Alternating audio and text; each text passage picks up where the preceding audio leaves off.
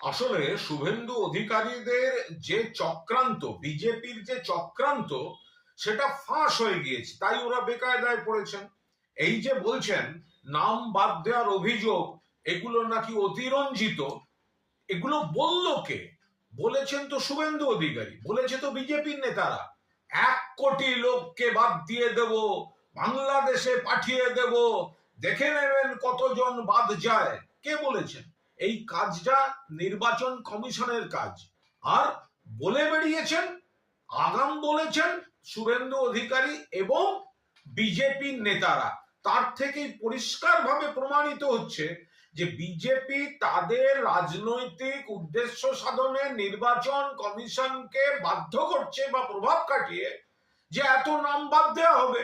আর সেই মতো কখনো আসাম থেকে, কখনো অমুক জায়গা থেকে, কখনো রাজবংশদের, কখনো মতুয়াদের নানা রকম নোটিশ পাঠানো হচ্ছে। ফলে ওদের যে চক্রান্ত, সেটা ফাঁস হয়ে গেছে।